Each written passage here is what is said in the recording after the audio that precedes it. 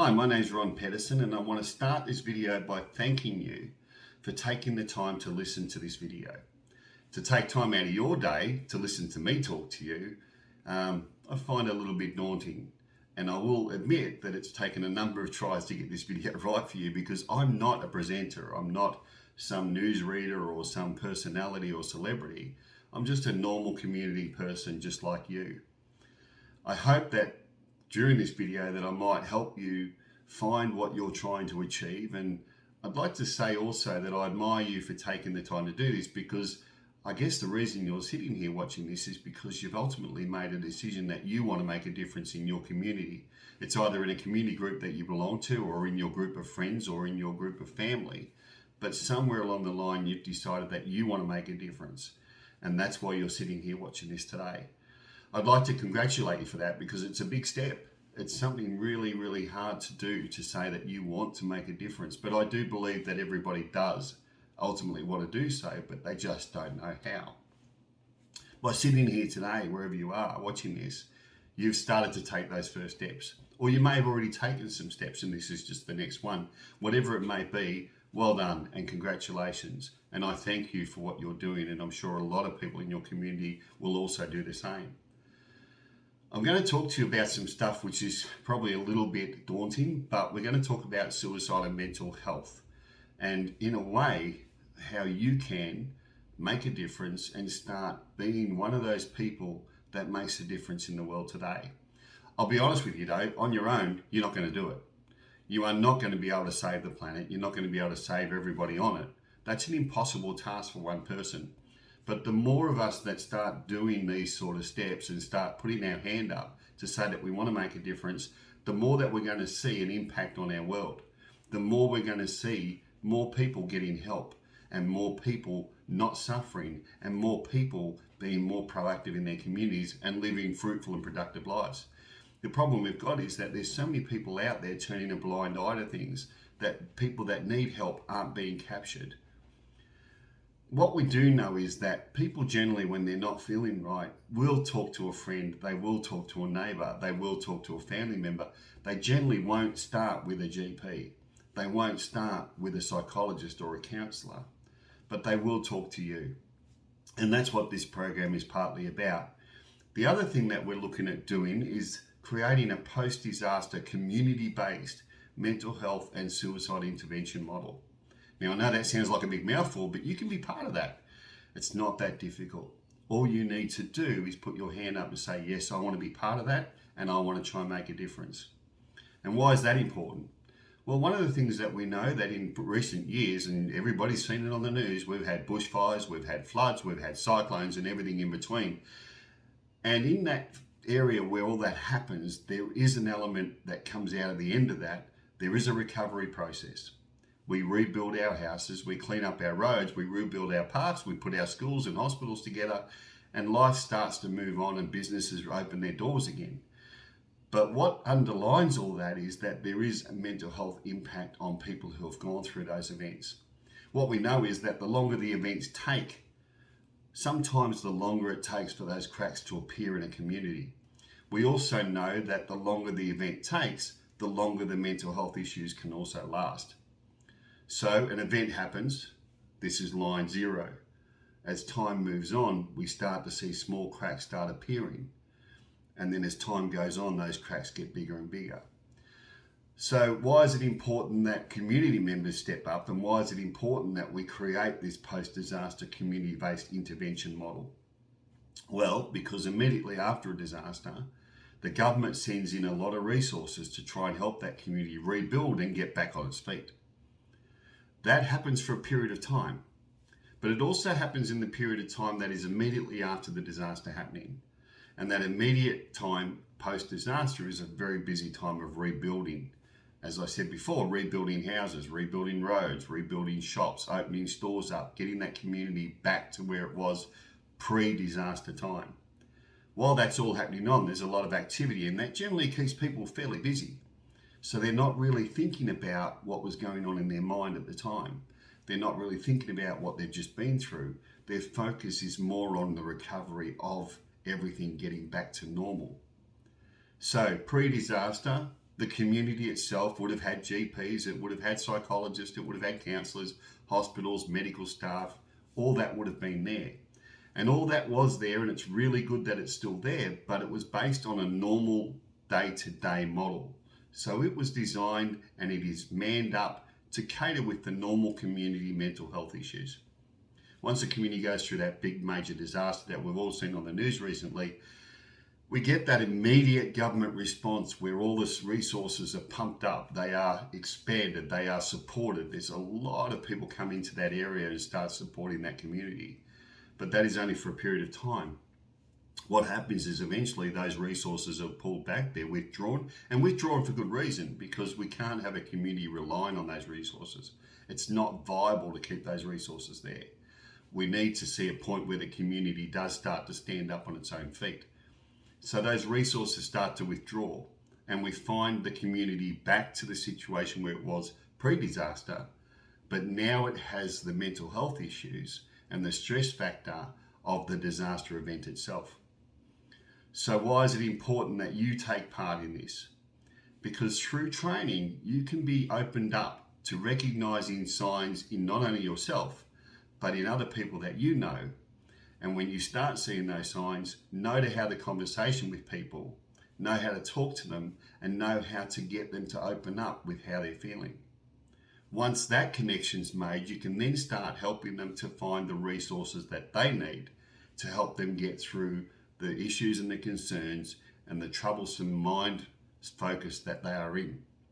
By doing that, we start helping people get back onto the road of recovery themselves. It's very easy to rebuild the houses and the roads and everything else. It's not as easy to rebuild people's mindsets.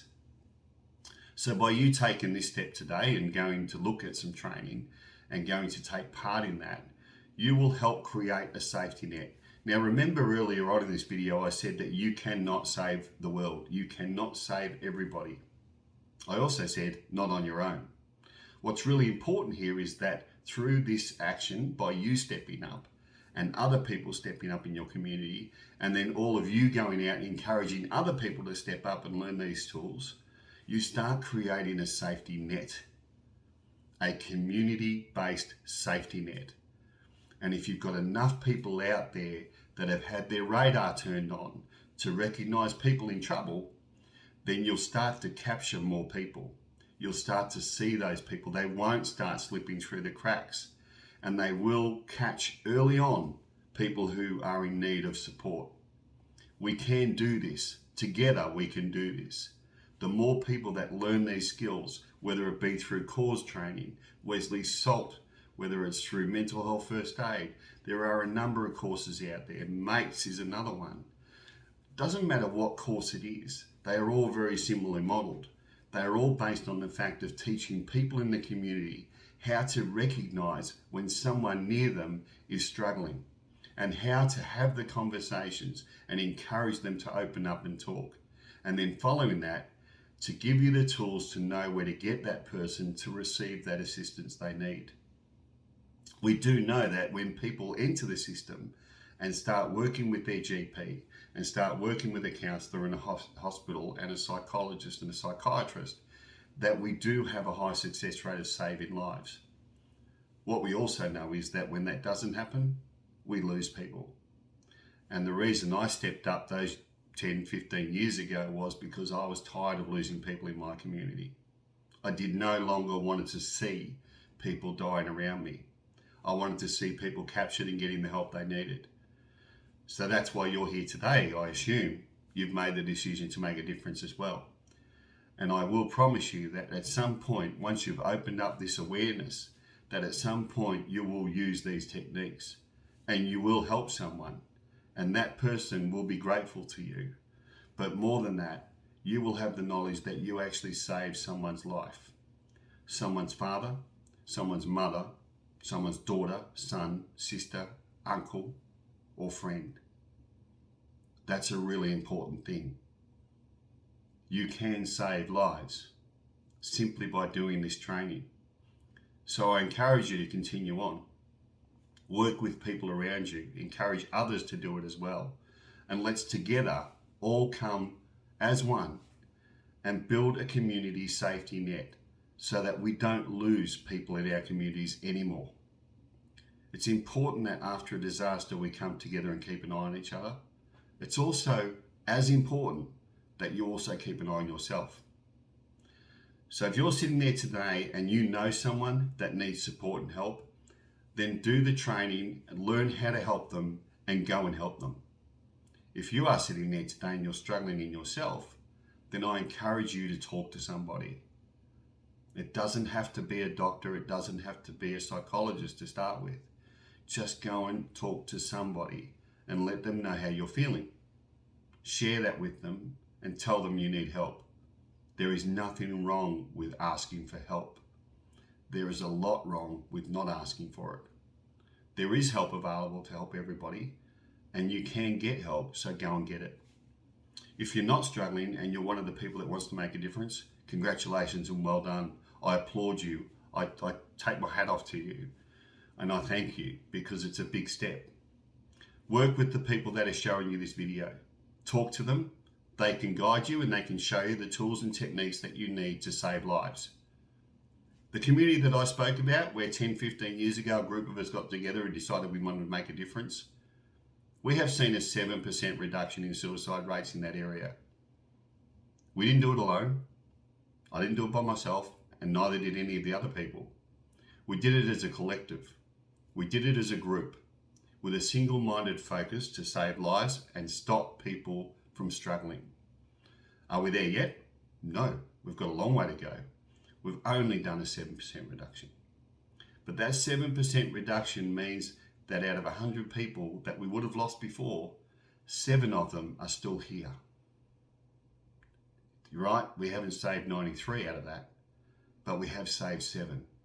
And that's 7 family members that are still here leading productive lives. We'll keep working, we'll keep going, and we'll keep trying. And eventually we'll save more people.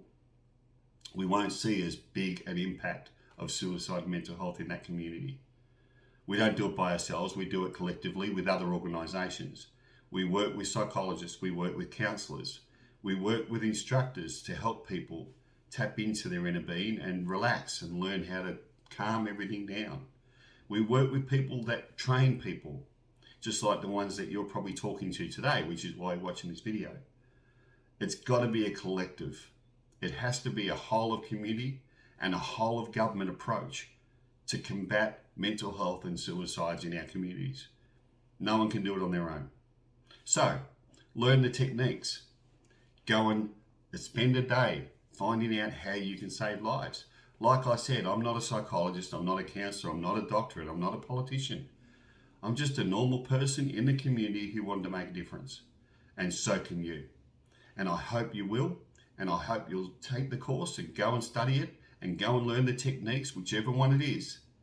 And I thank you for doing so. And I wish you luck, and I wish you well health, and I hope that you never have to use the techniques. But I also know that if you have to, you will make a difference to save someone's lives. Once again, thank you very much for watching this video. I hope I haven't bored you. I hope I've inspired you to make a difference in your community. And if I have, please go and inspire somebody else as well. The more people that do this, the more lives we will ultimately save. Thank you so much for taking the time to hear me out today. And thank you so much for doing what you're doing to make a difference. Have a great day. Thank you.